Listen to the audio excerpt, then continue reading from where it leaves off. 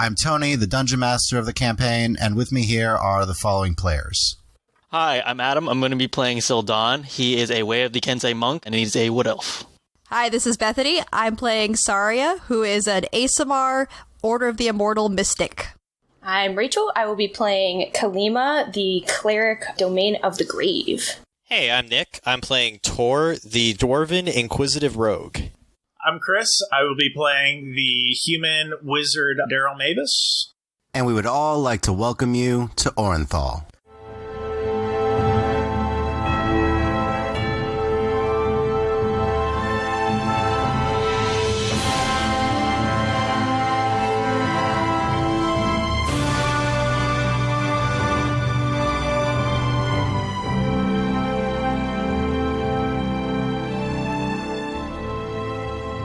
Orinthal Redux, Episode 1, Best Use of a Natural 20. As we begin the campaign of Orinthal, we find each member of this soon-to-be party being brought together to investigate a series of disappearances. Torr, Sarya, Syldan, Daryll, and Kalima are all being brought together in order to learn about this new threat and the greater impact it may have on the people of the city. Torr, you follow Gerbo for several minutes as he leads you through the dark, quiet streets of the Enclub Heights district, eventually arriving at a fairly small, worn-down-looking home. And as he leads you up to it, he goes not towards the front door, but around to the back as he presses against what seems to be a plain wall that sinks inward to reveal a stairway descending beneath. You begin to make your way down, following him into another wooden door. He opens into a dimly lit room with several comfortable chairs actually surrounding a small fireplace that is currently lit and a few torches lining the wall.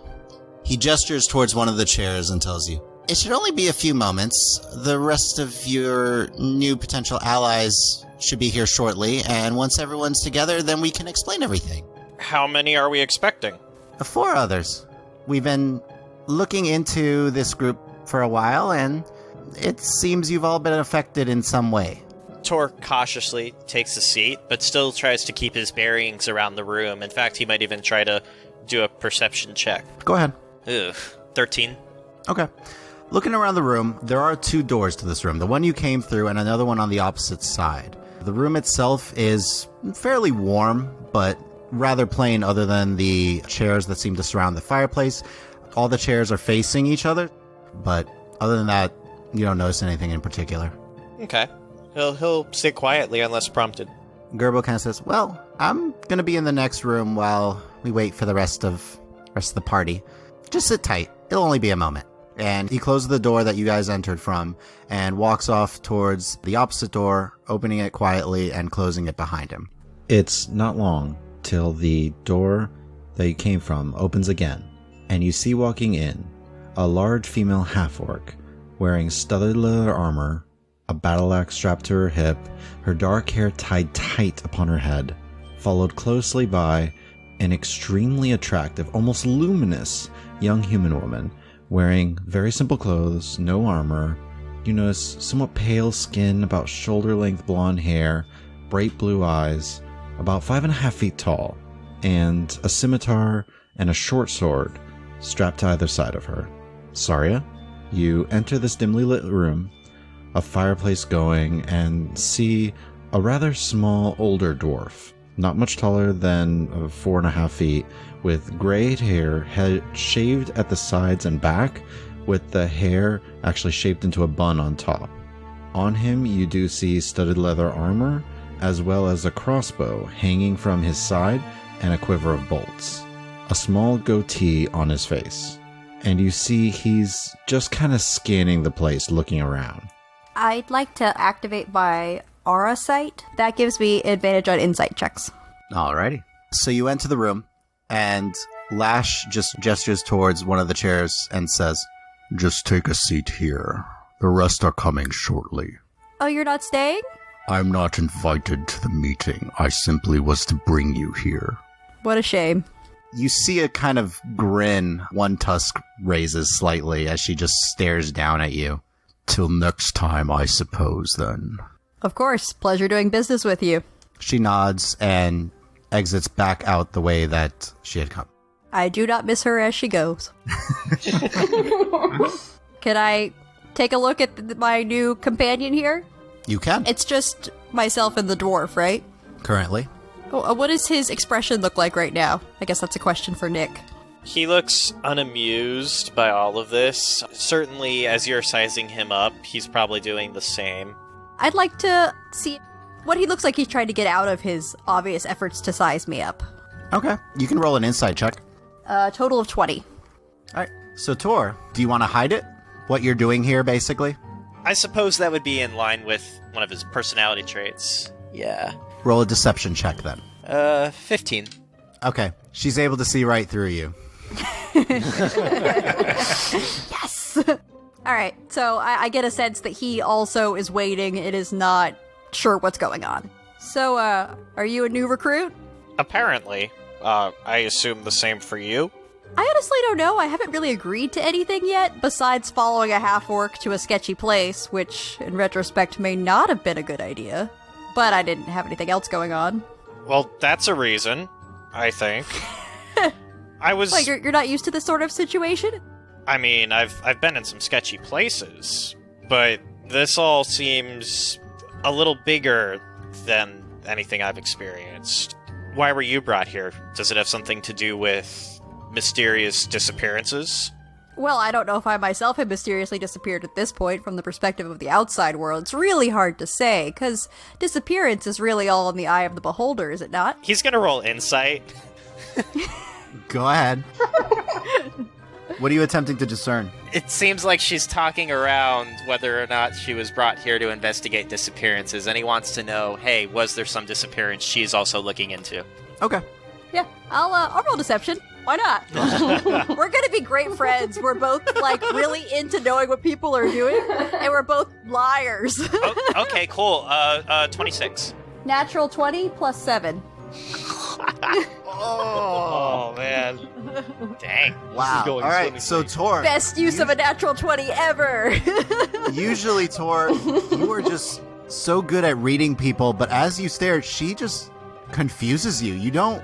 She's giving no signal whatsoever. You can't read her. He'll just kind of raise a brow, not really being able to tell what's going on here, and just kind of hum once. Hum? Yeah, like, Oh, he muses. I'm Sarya, Yeah. by the way. Who are you? I'm Torr. Last name? None at this point. Did you lose it? He'll extend a hand. She'll shake his hand. She's kind of just going to roll with this. Out of character, I did not put that pranking dwarves was one of her traits, but I feel like it's growing on her.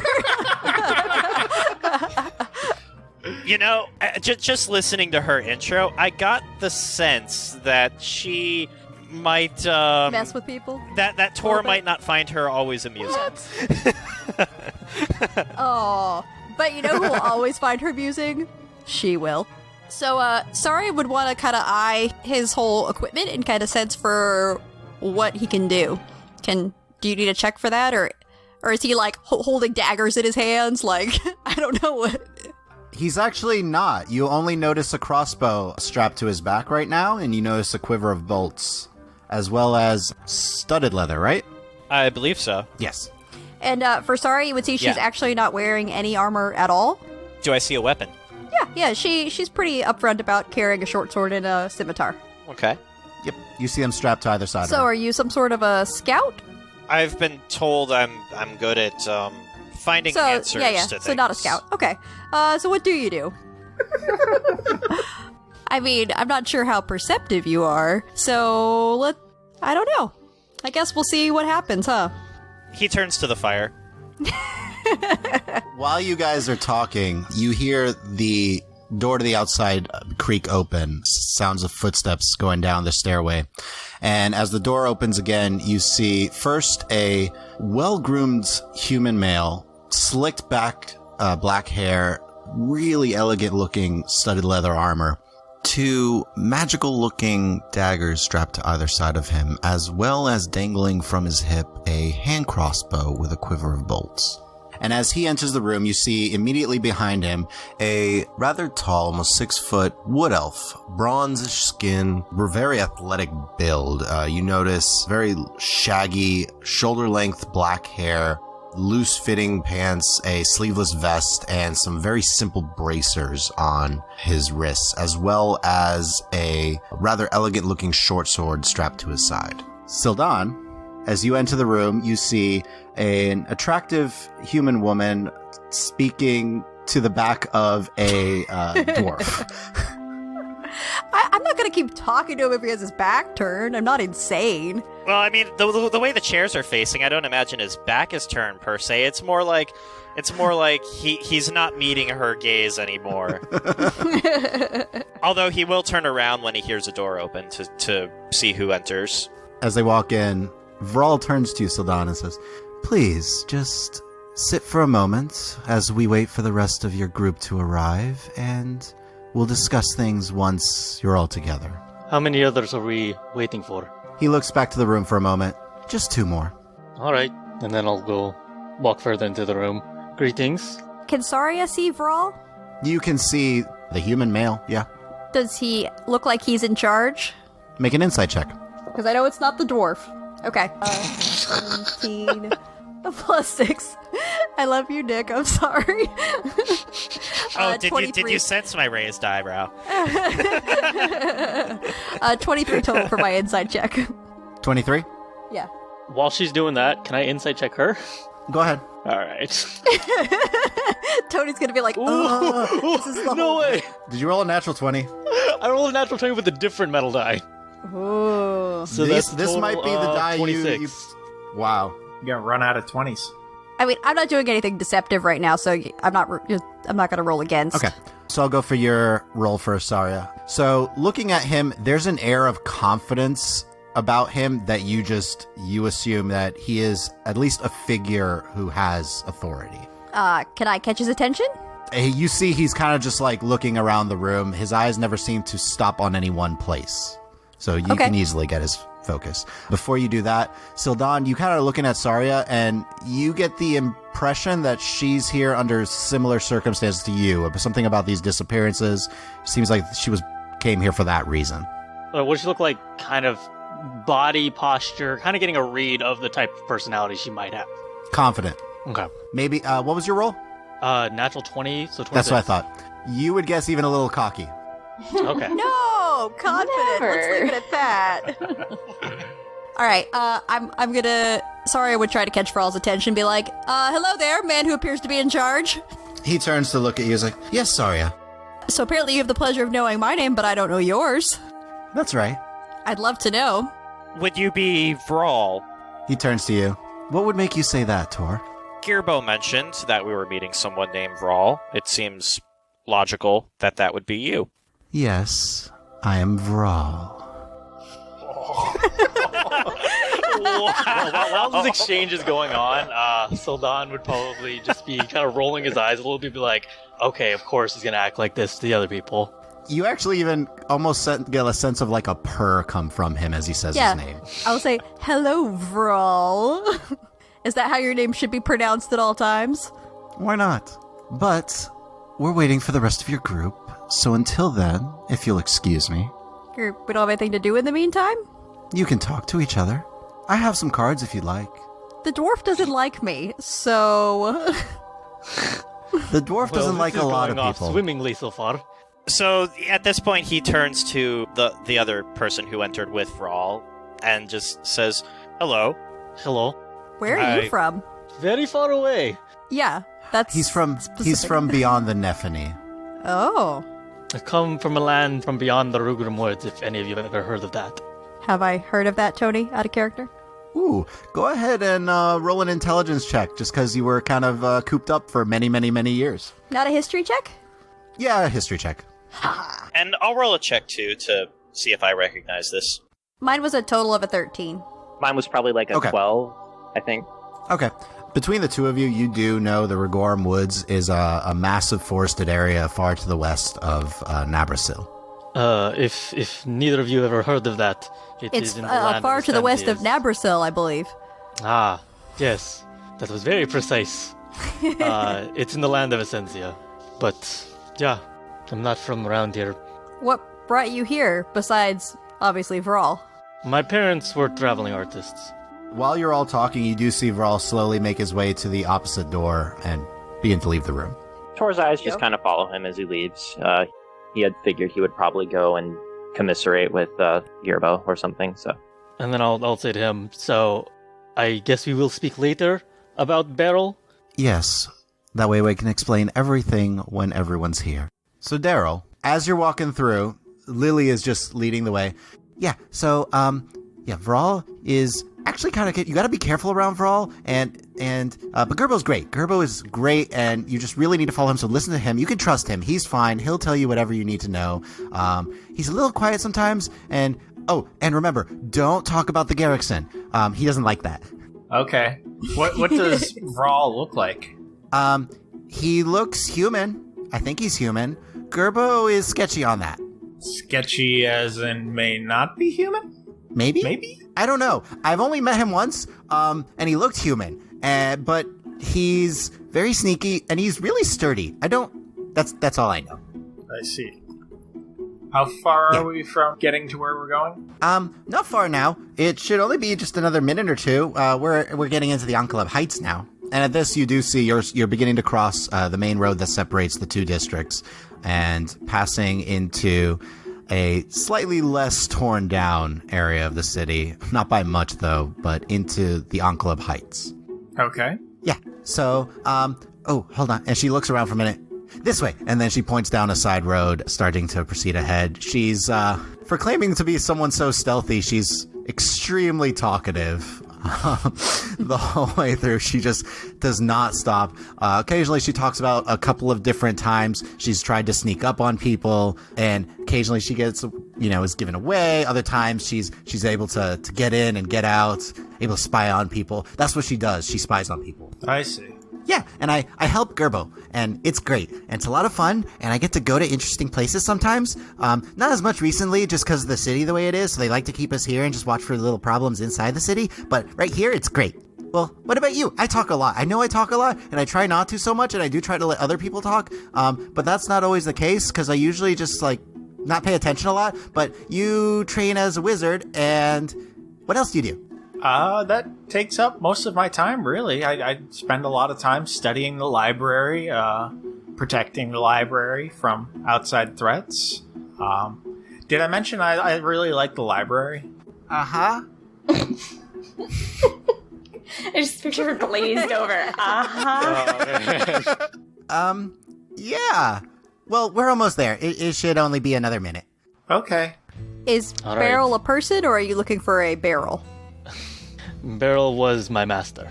Is that where you got the sword? Yes, in a way. Daryll is dead. Oh. I'm sorry. Was it in the war? Yes. A lot of us lost people in the war. Yeah, it was not something I want to speak about right now. I mean, I don't know when you would want to speak about it. It's not the happiest subject. This is true. But your parents, you didn't lose them. No, they're alive. Oh, well, that's good news. How about you, Torr? So your name is Torr? His name is Torr. No last name. Or at least he forgot it. Or he lost it? I'm not sure. You talk a lot. My family passed away naturally a long time ago. It was just my parents. Question for the DM. Can I tell how old he is, Torr? I don't know how I make a dwarf age check. Length of the beard. You should cut off his leg and It's count like the rings in a tree. The length of the dwarf beard. I'd say that's just a straight intelligence check. Okay. Total of 24 then. He doesn't wear concealer or anything. You know those vain dwarves. Yeah. Yeah. Torr, if I remember correctly, you're about 280? Yeah, somewhere in that range. Okay. You get a good sense he's in his late 200s.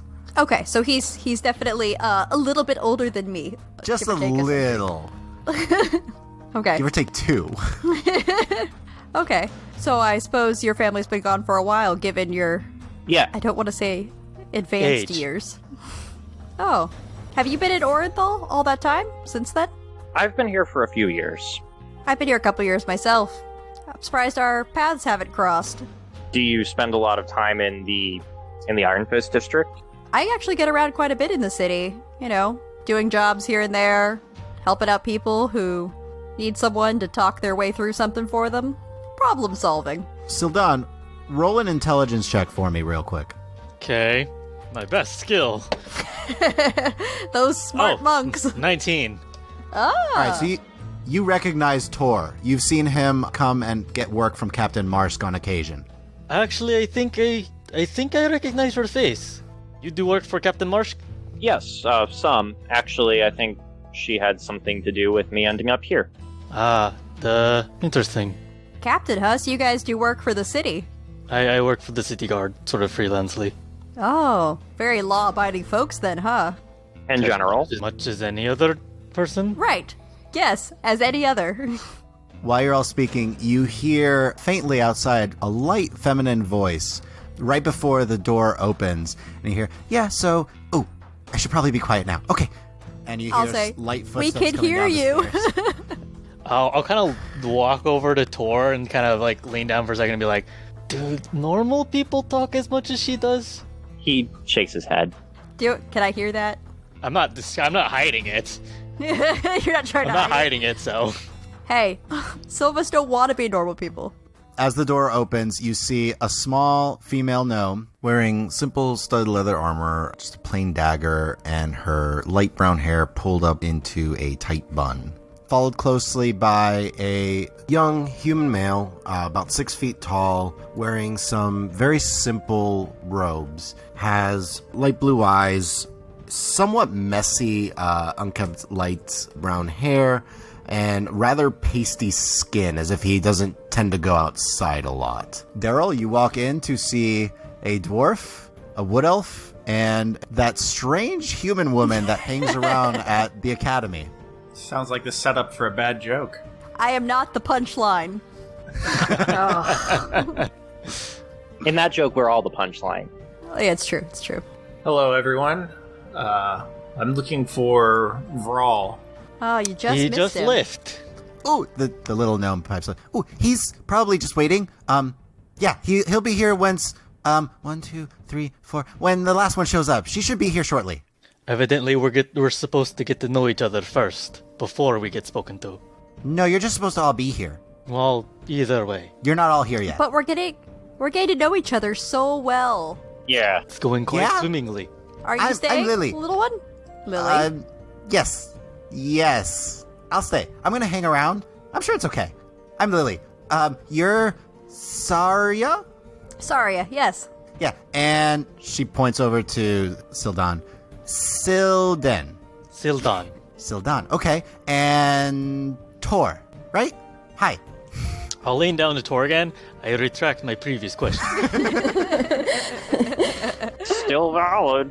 So, yeah, I was telling Daryll that I work for the Garrison, and that's kind of why we got you all here, because he thinks you can help. And, well, we should have another member of the Garrison showing up, Shamar. He'll be here soon. He's bringing the last one. Interrupting. First question. Garrison? I thought you weren't supposed to tell them about the Garrison. Oh! Okay, don't say that name. He doesn't like it. Gerbo doesn't like it. What does it mean? Well, his name's Gerbo Garrick. It's a bad pun. Oh. Wait, he gave me his real first. Why not? Did you not give us a real first name? Torr? Unless that's not his real name. I did, just... okay. Huh. Question. What is a pun? The lowest form of humor. Oh, so it's like a joke. Only Yes, it's a worse. No, it's funny. To some people, it's funny. No, objectively, It is funny. I believe that's true. Yeah. Yeah, That must be it. I'd like to make an insight check to see if she's completely serious about this or if she's just trying to mess with everyone. Go ahead. Me or Lily? You. Alright, I'll roll Go a ahead. question. 2 total. Total of 20. She seems dead serious. Oh. So, wait, who did you say was coming? Shamar? Shamar, yeah, he's part of the Garrison, and he's bringing You said it again. the last. He's part of the group that I am with. There we go. That'll work. Yes. Yeah, that sounds very natural and convincing. Like I know. puns. Roll a deception check. Total of 19. Oh, man. I know, right? Okay, good. I'm glad, because I wasn't sure if it was super convincing. Yeah. So we're expecting one more person. Kalima, you hear as you're approaching a particular kind of decrepit-looking house, just the sound of a light female gnome's voice, and you see Shamar kind of put a hand to his face for a moment. So I'll kind of like, because I'm behind him, so kind of like reach out and tap and be like, is that who we're going to meet? That's Lily. Is that who I'll be working with? No. She's just bringing one of the others. Okay. Let's make sure she actually closed and she didn't close the door behind her. Okay. So you round the corner and you're able to see down a stairway a human male dressed in simple robes and a female gnome talking to a couple individuals in a room. Awesome. So you begin to proceed downwards. Everyone else, you do see Kind of a plain-looking human male with short-cropped brown hair, dirty clothing, and a symbol of Lathander on his clothing. followed closely by an older-looking half-elf woman wearing stud leather armor. You see a mace at her side, a crossbow on her back, and carrying a rather elegant-looking staff. Very plain physical appearance overall. She is a little over 5.5 feet tall, thin, rather muscular, with brown eyes, tan skin, and her blonde hair pulled back tight. And just the very essence about her makes her seem almost military kind of in stance and appearance. walk into the room. And another one joins us. Ooh, I hope it's a healer. Lily looks and says, "Ooh, this is the last one." Okay. She walks up to you, Kalima, at this point and says, "Hi, I'm Lily." Pleasure to meet you, Kalima. And she's just gonna hold out a hand towards her. I imagine Lily's holding out a hand. Yep. She'll just hold out Kalima. You see Shamar had kind of closed the door behind you as you initially walked in. You see him give Lily a look. A tired look. So, Tony, I'd like to use an ability. Yes. I'm going to use Read Moods. Okay. So, as a bonus action, I can learn one-word summary of the emotional states of 6 creatures I can see. How fortunate. There are 6 creatures in the room. I wasn't counting or anything. Okay. So I assume each person gets to give their one word. Yep. A emotional one-word summary. state of what your character is currently feeling. So we'll start with Syldan. Slightly amused. That's 2 words. I don't care. It doesn't. We'll say it doesn't translate from your original language, but it should be one word. Torr. Exasperated. Daryll. Inquisitive. And Kalima. Annoyed. Lily looks excited. Shamar looks tired. Okay, thank you. You're welcome. Yeah, Sarya is just kind of eyeing everyone and sort of nodding a bit. Do I make note of this? Yeah, you easily notice this. She's not seeming to hide it. Yeah, no, she looks a little smug too. Just a little. Just a little. smug. Shortly after this, you hear the door open on the other side of the room, and Vral and Gerbo walk in. Excellent. You're all here. Well, I suppose we should get started. If you'd all please take a seat. I will take a seat. Yes, I will also Yeah, take a I'll seat. take a seat. Can I do that like cheesy thing people do where they spin the chair around backwards? I actually pictured like, her doing that. Lean over the front. Yeah. So that's what she's gonna do. Kind of lean over the back of the chair. Sure, you have a high enough deck, so that's no problem for you. Alright, I think Kalima would just kind of glance a side eye at Shamar before, like, taking a seat with just, like, a sigh and, like, almost frustrated look. Can I lean over to Kalima? Yeah. Okay, I'll be like, don't worry. We'll probably all be dead soon. Just side eye at you, like, okay, not my new best friend. Vral clasps his hands together as he looks around the room, looking at each of you in turn, before saying, "Well, I suppose we should get started then." Now, before we end the episode for today, we thought you might need a little bit of background on the events that have occurred. So here is the history of the Cataclysm. The Cataclysm began suddenly and without warning as far as the humanoid races of the world were concerned. It all began when in the middle of the capital of the Thessan Kingdom, Vunrim, a portal appeared out of nowhere, and a flood of ghoulish creatures poured forth from the opening. These ghoulish forces attacked and killed everything in their path, transforming the dead into undead as they went. The dwarves of the Thessan Kingdom were no strangers to dealing with ghouls. However, these particular ghouls seemed to be more cunning than any ghoul the dwarves had ever faced before. In the span of 1 hour, these ghouls had turned a fifth of the population into undead before a new portal opened, and whatever ghouls remained in the city ran through, leaving the dwarven soldiers left to deal with their now undead brothers and sisters. During this time, from the mountains of the cragged peaks to the north, dozens of blue dragons of varying sizes flew down to Solana and struck out at Halimion, the capital city of the High Elves. For 1 hour, the dragons flew over and set the city in flames, with the elves struggling to retaliate against this overwhelming force. At the end of this hour, the dragons gathered again and flew back off from whence they came. As this was occurring, red and green dragons flew up from the Kasim Desert and wreaked havoc against all the towns south of Orinthal before making strikes against the city itself. Again, for 1 hour, dragons ravaged the land, this time with the human forces of Orinthal barely holding them back. Again, by the end of this hour, the dragons fled back from where they had come. The wood elves of the Nephany were the only ones spared the majority of the destruction that the other races endured. During this hour, black dragons scoured the land of the Nephany, but due to the magic that kept their capital city of Meliamne hidden, the draconic forces simply ravaged the woods themselves in their frustration, eliminating several wood elf outposts.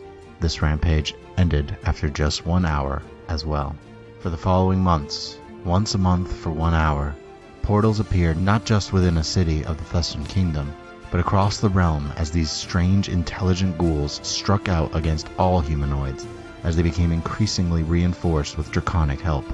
For the first 2 years of these raids, the varying empires and kingdoms of Nabrasil faced these threats on their own, thinking them the work of the Duergar or Drow who had waged war against the surface centuries before. But no such sign of these Underdark entities presented itself. And then, a portal opened within the Thessan Kingdom that did not close.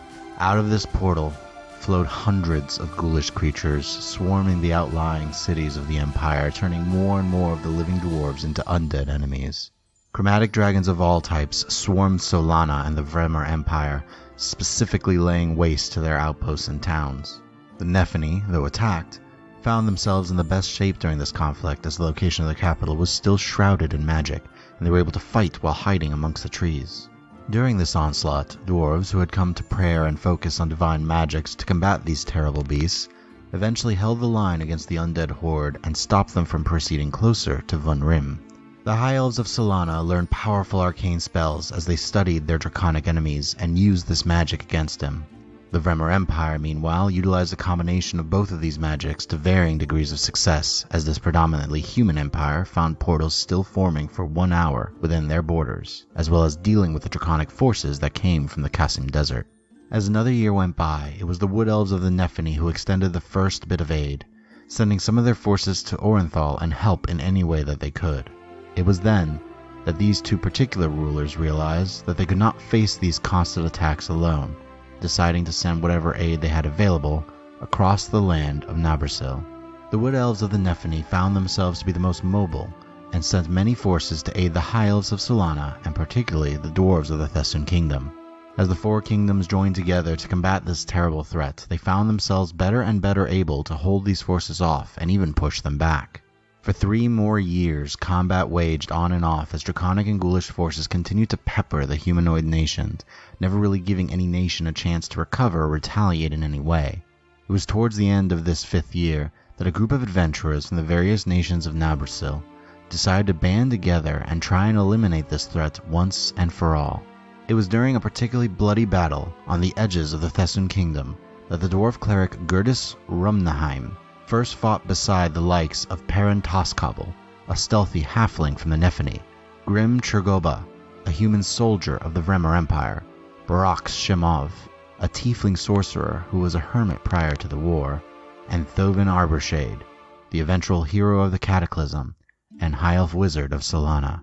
As this battle ended, Gerdis proposed that the group stay together and figure out a way to eliminate this threat once and for all. For the next 5 years, as the party joined forces, they traveled beyond where the armies were able to go, climbing high into the cragged peaks and dealing with several blue dragons in their lairs. They searched beyond the Nephany, deep into the Rigorum woods to find what black dragons lay in wait. They attempted to cross the Kasim Desert and find what red and green dragons were there. and wipe them out. However, their biggest task had them push through the literal horde of undead that guarded the seemingly permanent portal deep within the cragged peaks just beyond the edges of the Thessan Kingdom and dive through the portal. Not much is known about what occurred beyond this gate, but the party returned just as the portal closed behind them, though without their friend Grim. They were deeply scarred by whatever happened beyond the gate, and they simply told the leaders of these nations that this portal went to another plane of existence, a plane known as the Shadowfell, and it was there that they dealt with a terrible leader of the ghoulish forces.